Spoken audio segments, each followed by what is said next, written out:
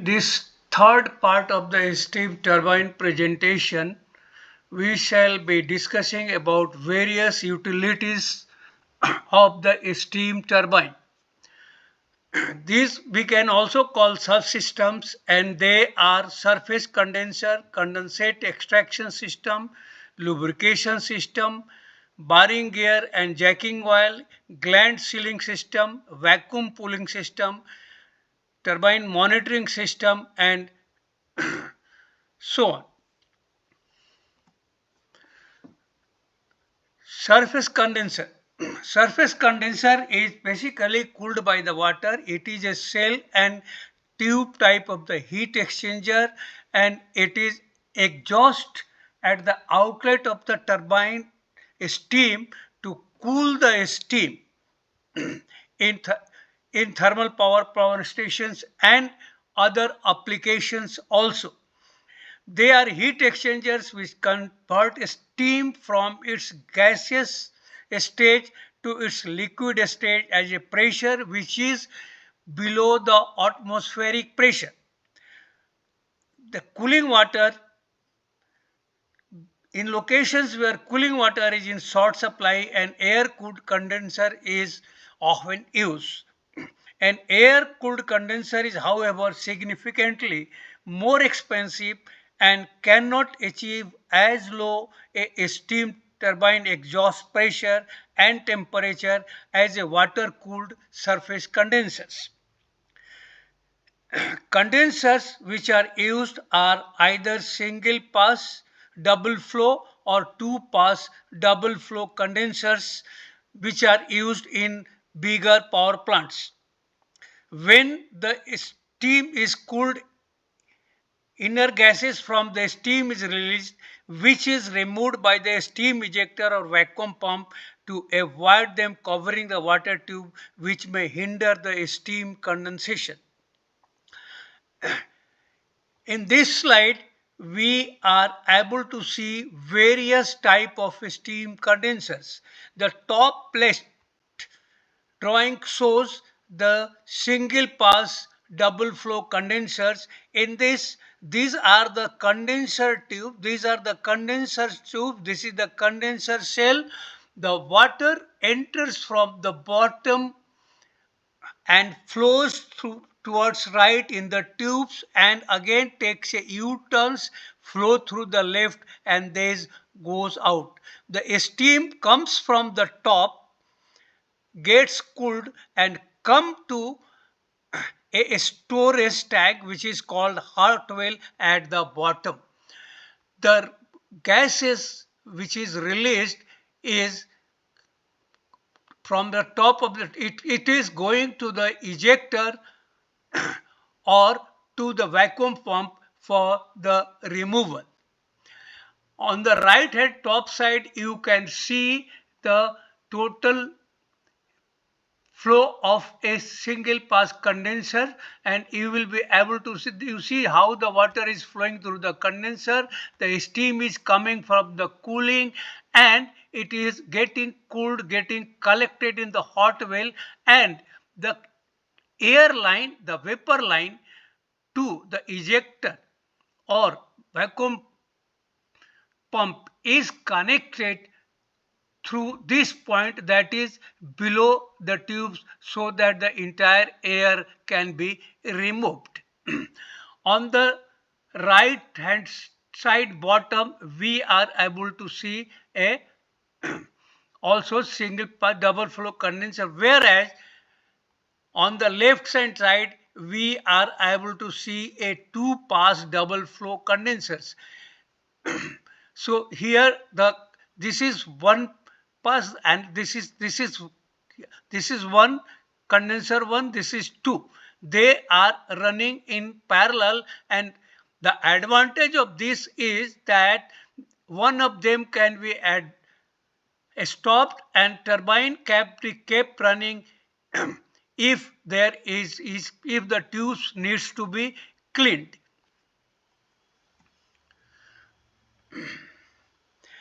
Here in this slide we are able to see air cooled condensers. On the top left, we see a condenser where the cooling fans are on top of the condenser, and the steam is entering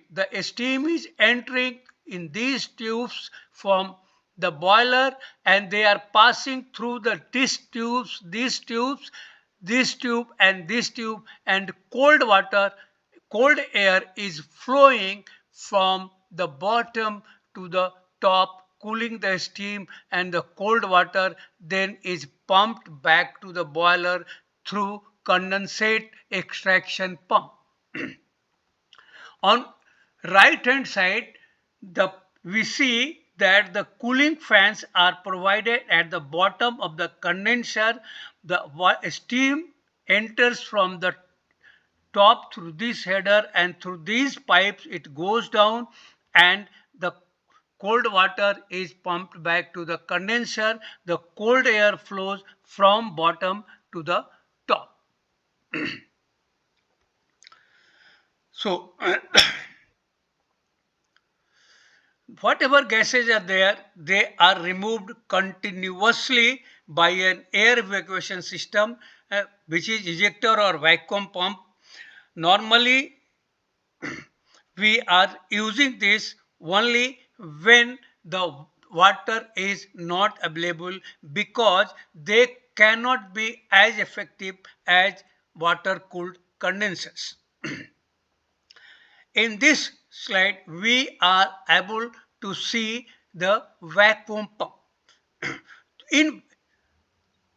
So whatever gases are released from the turbine, they must be removed, and for that we can use vacuum pump. Vacuum pump is consisting of an impeller which is located, you can see, which is located eccentric to the shaft. The impeller is not in the same center as the center of the casing.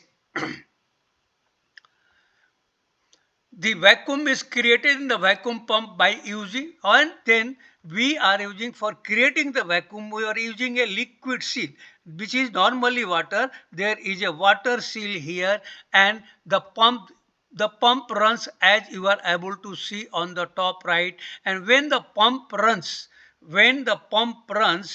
through these holes, see what happens is that the gases comes from here through these holes, they passes and come, and this impeller pushes them out. So before starting the vacuum pump, liquid must be filled to the minimum 1/4 of the cylinder or casing vacuum.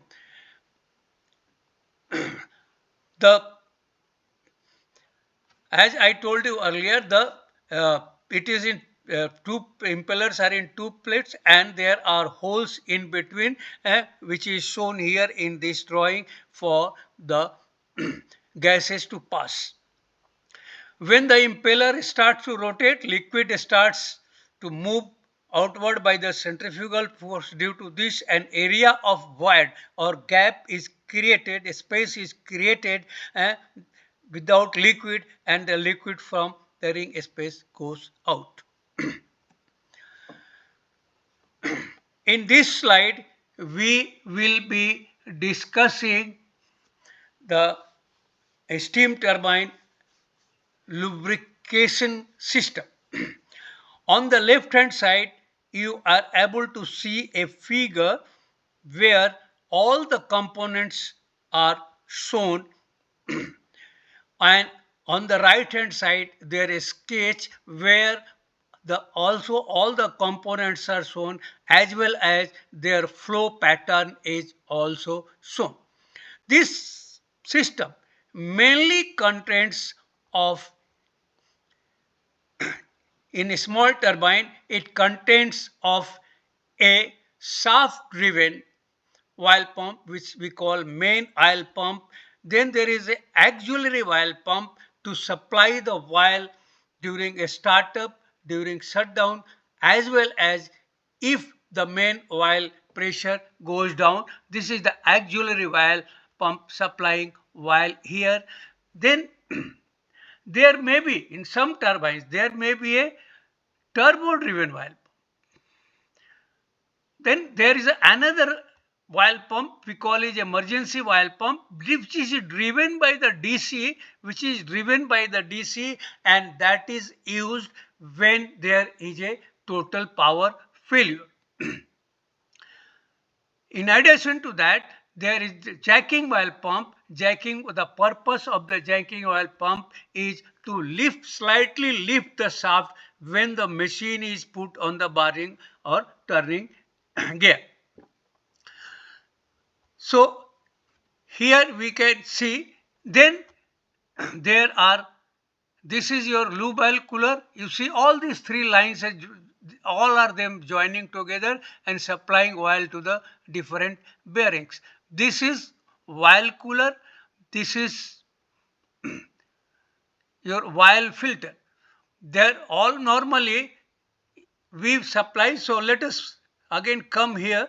Here we are able to see the main oil pump, DC oil pump. we are able to see the oil pump and the oil coolers. Always two oil coolers and two oil filters are provided so that one can be cleaned during operation.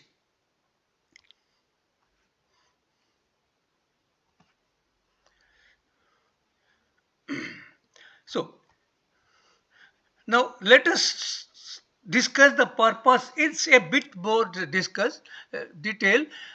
Oil pump we are using for lubrication and well governing core. Main oil pump is connected to the turbine shaft, and auxiliary oil pump is kept in auto start in case of low lube oil pressure. When turbine gets started, the auxiliary oil pump will stop automatically and it will be put on auto, and in case of low lube oil pressure, turbine oil pump is kept in auto standby, so it will start automatically. All bigger modern turbines don't have shaft driven pumps. They have got two AC oil pumps and a DC oil pump. A very big oil tank holds the sufficient lube oil. There are two wire coolers, one running, one standby, as well as again two stainers, one running, one standby to remove the debris from the oil. A vapor extraction fan is runs on the top of the tank to remove the oil vapor separated during the cooling.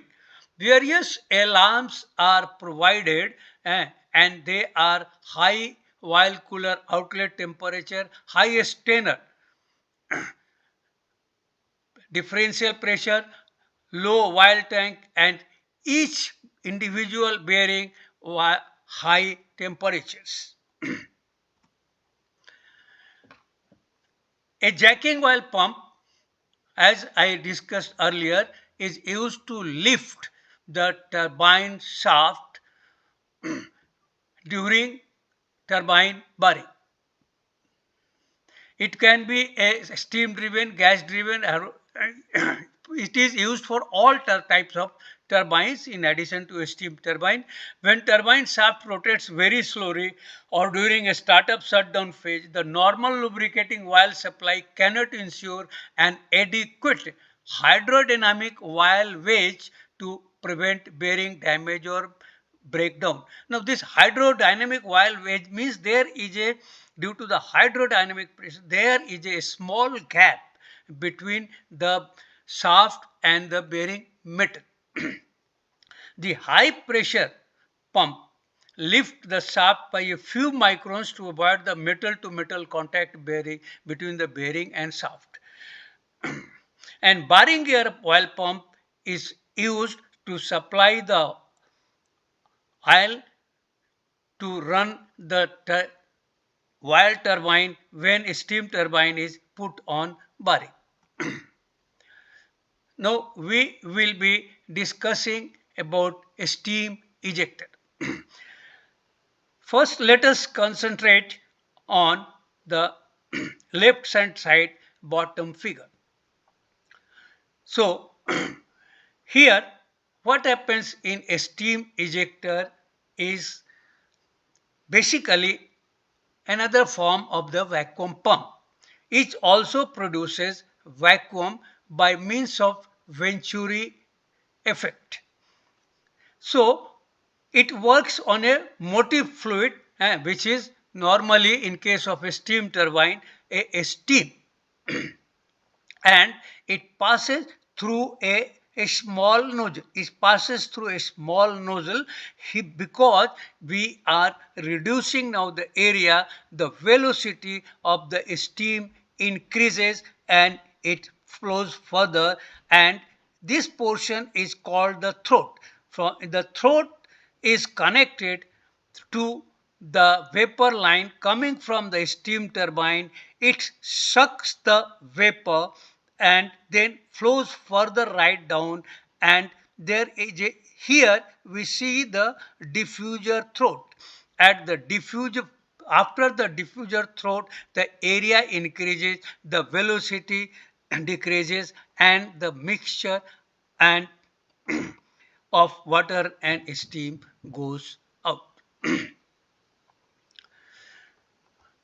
On we can see similar photograph on the bottom right drawing. This is the steam turbine, this is the ejector, this is the air suction line, and the detail of this circular portion is shown here.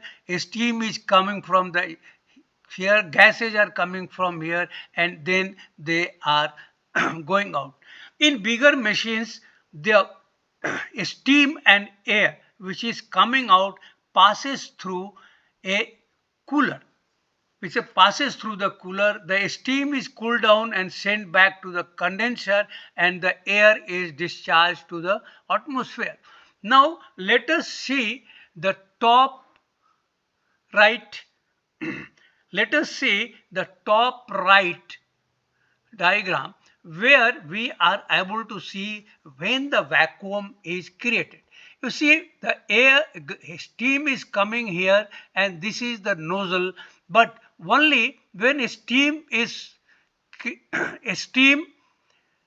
now creating the vacuum, and when the steam crosses the sound of the steam, only then the vacuum is created, and after that it is getting discharged.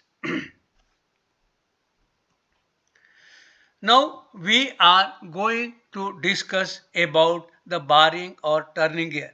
Bearing or turning gear is used to rotate the turbine at low speed during a startup and to cover the moment of inertia, hence using lesser speed causing lower thrust on the turbine blade and help to maintain the proper gland sealing. Also, when the turbine speed goes down, a centrifugal clutch automatically engages the turning gear, and the turbine motor is starts. Turbine motor is when the turbine speed goes up, the centrifugal clutch will get disengaged and the motor will stop.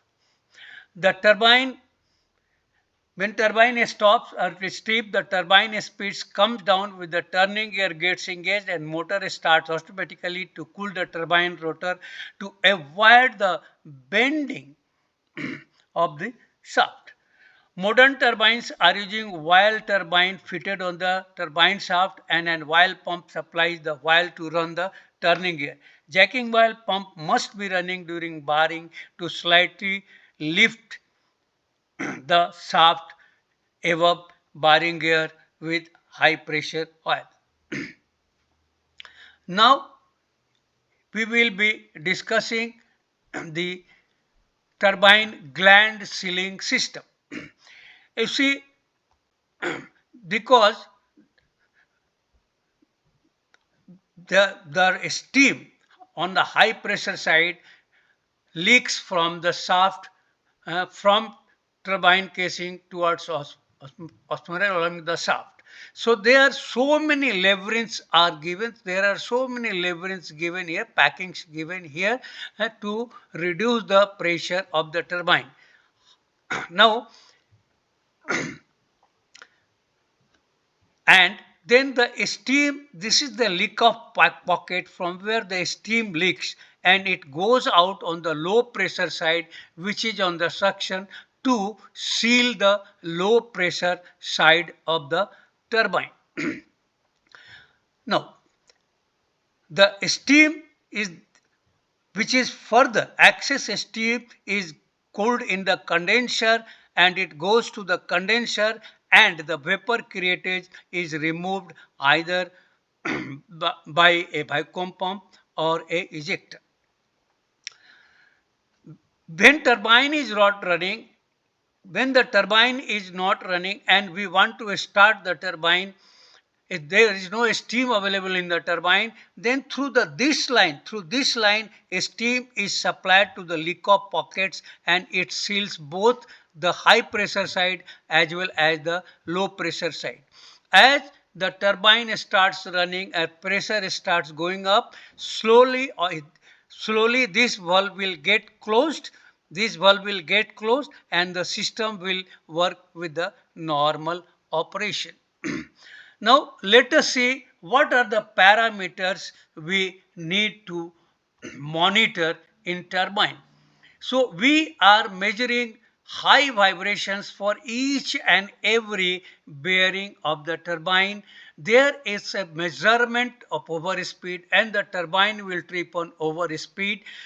Then it gives you alarm for how high bearing temperature. There is a trip or alarm. High differential expansion. Differential expansion is the difference between the turbine and rotor. If the low vacuum is low, then also it will trip the turbine. High exhaust to temperature. The temperature at the outlet of the condenser is high, it will trip the turbine. If condenser vacuum is low, trip the turbine. Then we will finally be discussing this in part 4 when the lube or trip oil pressure goes low. At that time the turbine will trip. If inlet steam pressure or temperature trip are low, then also it will trip the turbine. If the rotor is highly eccentric, then it will also trip the turbine. Then there are certain cases where the steam turbine needs to trip. If the driven equipment has tripped, in that case it will trip the turbine. A trip can be initiated from DCS in control room also, or it can be tripped by a local push button also. In this drawing you will also see a phase reference. A phase reference is basically used for balancing of the turbine. So, thank you very much. Actually, the videos on a steam turbine by me are in 4 parts. Part 1 is turbine basic, part 2 is turbine component, part 3 is auxiliaries, which is this part, and part 4 is ST governing. Thank you very much.